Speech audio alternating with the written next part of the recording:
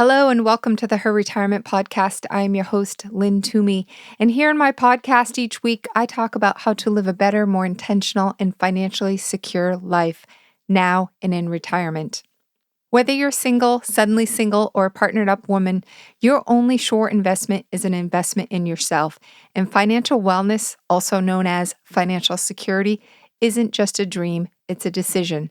And when you decide to make a commitment to yourself and change your financial destiny, our fresh, modern platform will help you know more and have more now and in retirement. Welcome to Her Retirement. Welcome to my Know More, Have More financial wellness platform, and welcome to my podcast. Are you ready to get her done? Let's do this.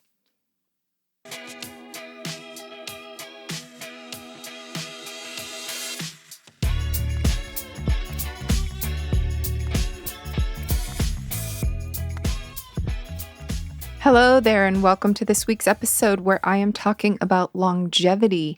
Longevity risk in retirement is both our friend and our foe. Of course, a long, healthy life sounds quite appealing, but longevity is also one of our biggest risks in retirement, especially for us women as we tend to live longer than our male counterparts. The main reason for this is that if we're not generating income in retirement, a long life could mean that we end up running out of money. And of course, you can generate income from your retirement savings and investments. But what I'm talking about is working and earning money, right? New money. And potentially, those savings and investments might not last throughout a very long life. So it's really important that we do a good job of protecting against that longevity risk. Currently, many people and advisors run income projections out to about age 100. But what if one day we're able to live really long, like say 150 years? Some crazy new drugs and biotechnological enhancements say that someday this might be possible. Instead of a 30 or 40-year career, our population may have a 50 or even 80-year career. Yikes. For sure, longevity is going to change how we live and work and retire because as time marches on, people are living longer and women do tend to live longer than men, as I mentioned. In current day, it's prudent and pretty safe for a woman to have her income projections run out to age 100. And of course, it's prudent to make sure you know how much savings and investments you're going to need to support your retirement lifestyle and those needs. Understanding any income gaps is critical so that you can make or adjust your income generating plan accordingly. So that's addressing the wealth gap very quickly. But what about the health gap? How do we close this gap so that we can live a longer, healthier life? Certainly, getting your financial plan on track helps with both physical and mental health. Assuming you get this covered, what can we do to cover any potential health gaps? Well, of course, when it comes to living a long, healthy life, there's a few major factors that researchers continually see popping up, like having a sense of purpose, feeling connected to family and friends, and regularly moving your body are all the big ones. But I would say that in addition to having a solid financial foundation now and in retirement, what's really, really important is what we put into our mouth. And I would argue that this is one of the biggest determinants of longevity. Although I know that relationships and friendships are really important, if you're eating like crap, to be quite honest, you're going to have some health issues. I do firmly believe that nutrition is one of the biggest issues and things that you need to pay attention to as you live your life, not just in retirement. As we know, in the United States, about 40% of the population is obese, with a body mass index, BMI, which is a measure of a person's weight relative to his or her height, above 30. In comparison, in Spain, only 25% of adults have a BMI above 30. That percentage is only 20% in Italy and a remarkable 5% in Japan. The causes for obesity in America are very well known. A poor diet with too much consumption of packaged and processed foods, too many fast food meals, low levels of exercise due to excess driving caused by an herbal sprawl. This is absent in both Europe and Japan. Bad diets are also a symptom of the growing economic inequality in the United States. Fresh, natural, and organic products are high-priced relative to packaged and processed food. As a result, bad nutrition affects disproportionately those at the bottom of our socioeconomic pyramid, with very negative health consequences. So, what can we do as individuals to address our own personal health gap? Quite simply, just like prioritizing your financial plan, you need to prioritize your health and eat right and move more. And I would put more emphasis on eating right. You cannot exercise your way out of a bad diet, period. Much of the exercise community leads everyone to believe that you can. Just go to the gym more, lift more, run more, exercise more, but you cannot exercise your way out of a bad diet. But this is so confusing and sometimes overwhelming to know what is the best way to eat and what should be the nutrition plan that you follow. Should you do keto, low fat, no fat, high fat, low calorie, whatever? It's so confusing. Part of this comes down to personal food preferences and lifestyle, but I think both of those things can change if you find a plan that seems to be the healthiest. And it's all based on research. But just like your financial life, I believe that when you know more, you can have more. And in this case, more health. And in this context, it's knowing more about food and its your effect on health. Understanding what a healthy diet entails and then eating that diet can give you more health and perhaps more longevity too. But if you're confused by all the different diet philosophies out there, like I have been for a good part of my life, you can go and do some research. I decided to go to Barnes & Noble a while back, and I parked myself in the diet and nutrition book section. I literally sat on the floor, grabbed a whole bunch of books, read them all as much as I could, at least the high levels of them. Although I've been learning about health, nutrition, and exercise my whole life, I felt like I was at a place where I wanted to be more conscientious about how and what I fed my body. Perhaps it was the aging process that spurred me on, seeing my number each year on my birthday go up. Perhaps it was because I had a bout of breast cancer and I wanted to know if I could have done something differently with my diet to prevent it, or if I could do something to go forward, change anything that might happen to me physically, health-wise. I did further research over the next couple weeks, and I've continued to research over the last several years as well. And during this time, I considered my food preferences, my health condition, my lifestyle, my fitness goals, and what I ended up deciding was that the Mediterranean diet was the best for me. And so I'm going to dig into this a little bit more. And I believe truly it's probably the best for many people also, based on what I've been able to research.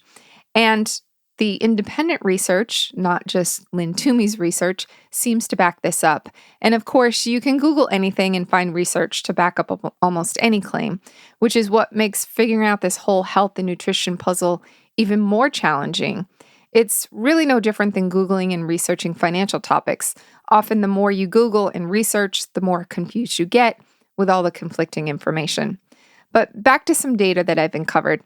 It is unfortunately a very well-known fact that adult obesity in the U.S. exceeds that of most countries in the world, including all those ahead of us in the Bloomberg Health Rankings, which as of 2019 ranked Spain number 1, Italy number 2, followed by Iceland, Japan, Switzerland, and Sweden topping the list. And I will say that I want to point out Switzerland because it is here in 5th place.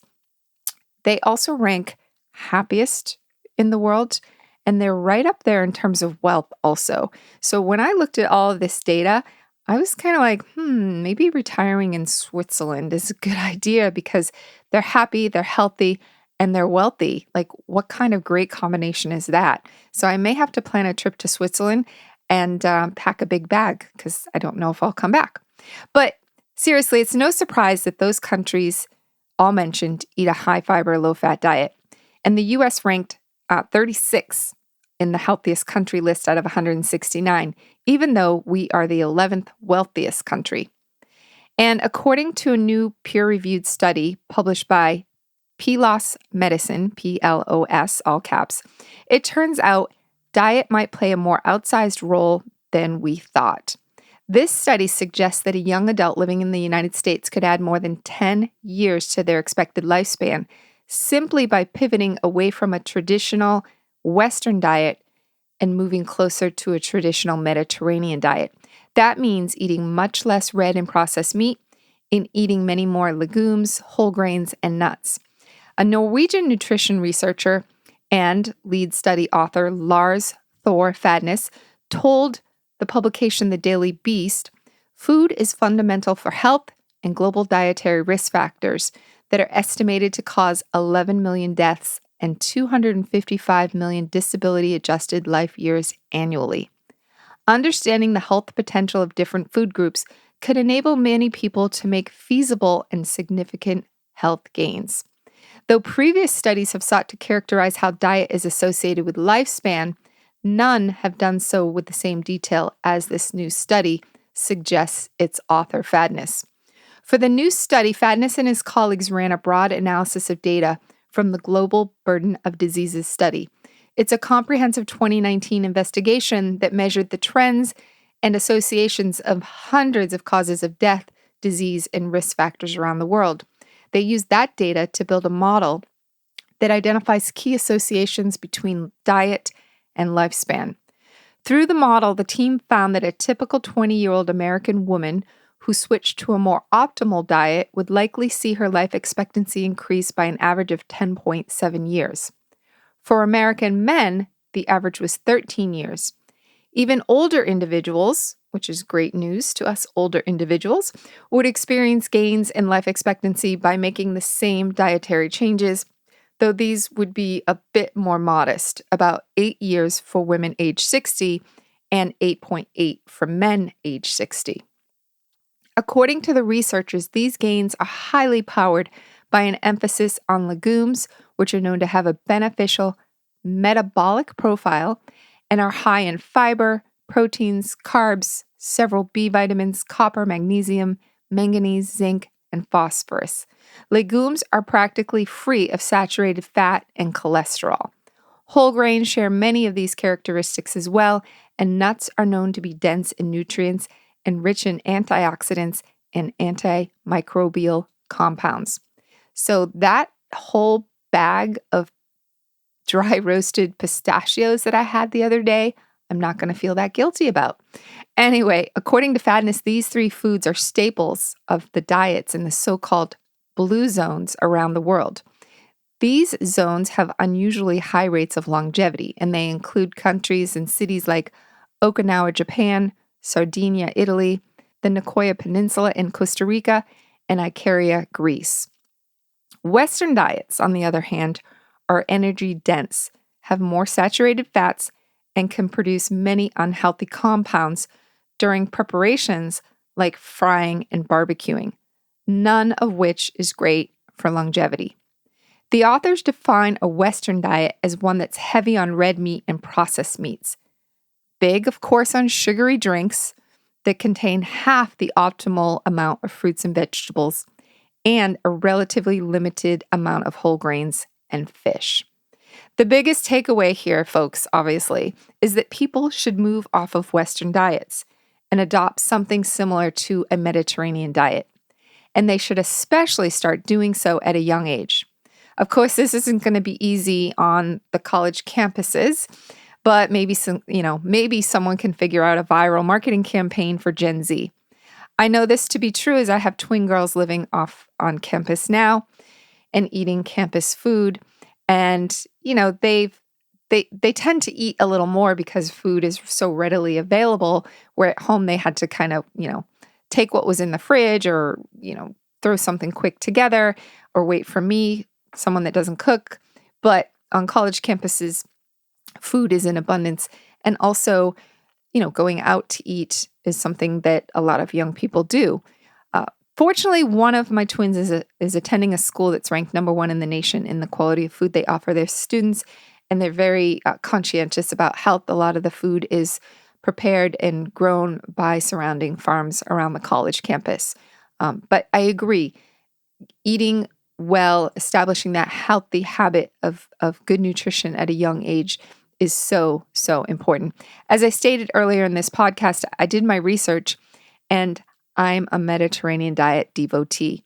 Now, I just need to get better at practicing what I'm preaching here because I don't always follow the diet in the strictest sense. I have it in the back of my mind. I know I lack fruits and I'm getting better with vegetables. But, one of my issues personally is I don't spend a lot of time in my kitchen. I'm more of an eat to live person, and I don't have a lot of patience for food shopping and meal prep. And it's just not something that I plan. And I think in order to eat properly, you need to plan. Like, what are you going to get when you go to the store? Before you get there, have your list. Know the ingredients and the products that you want. In fact, someone told me once that you want to shop the outside aisles. You don't want to go in the middle of the store. In fact, I have a funny story. Once when my twins were in car seats, speaking of food prep, and we were driving home from somewhere, I told the girls we couldn't make any stops because mommy had to get home to cook dinner. And one of them piped in and said, "But mommy, you don't cook, you microwave." She was a little Weisenheimer. I do plan, though, to get really focused on eating in the manner that I've described and that I believe in and that I've researched as I move into my new home I just purchased, because it has a really beautiful cook's kitchen. And I'm such an environment person. Like, I need my environment to be clean before I can work. I need my workout area to be organized before I can work out. It's preferable to have a nice warm temperature when I go outside to work out. And similar for cooking. I want to have all the proper tools and utensils and pots and pans and, have a nice, clean, big countertop. And I'm kind of lacking some of that stuff now. And of course, some French cooking music in the background, right? Anyway, I'll be sure to share some of my cooking escapades as I begin them all in my new house. It should be a healthy adventure. One other side effect of longevity I want to mention before closing out this episode is healthcare costs. So important, and we're going to have these during our long lives. Of course, the benefit of eating better and daily exercise is that you'll hopefully be able to lower your healthcare costs during your lifetime, and particularly in retirement. But for a single woman, healthcare costs can be a huge amount of money over the course of retirement. Out-of-pocket costs are estimated at $125,000 for a woman, and this does not include long-term care costs. While this data is a good starting point, I believe, and at her retirement, we believe you should use modern tools and software to get better data to base your financial decisions around. It should be personalized data. So some of the drawbacks of these statistics that you kind of uncover, they're good for general planning. But when it comes down to it, brass tacks, you really need some tools that can help you zoom in and personalize these projections to you and your situation. And that's exactly what you can get when you partner with us for coaching or participate in our membership program. You're going to have access to this amazing tool that I found that provides personalized, science-backed projections about your health and care costs. It's a science-based and research-backed software program created by a woman named Heather Holmes, who, along with her team, of many of whom are PhDs, they are experts in the health and longevity space. The tools consider your family health risk, your projected active and assisted years, projected longevity, projected chance of living to 110, a longevity optimizer, projected out-of-pocket care costs, and projected assisted costs. The output from this software tool is much more accurate, a much more accurate projection for these critical healthcare needs in retirement. Again, I firmly believe that when you know more, you can have more, however you define more. And I urge everyone listening, every woman listening, and men, if you happen to be listening to this podcast, to make sure your retirement plan includes healthcare and long-term care costs. We simply don't know how long we're going to be on this earth. But while we are, why not live the longest, happiest, healthy, and wealthiest life we can without feeling like you need to move to Switzerland? It is possible, It all starts with you. And her retirement is here to help you get her done. As I always say, I'm here. Reach out to me at lynnt@herretirement.com. Here's to longevity, eating right, and here's to getting her done. Thanks for listening, and we'll talk to you next week.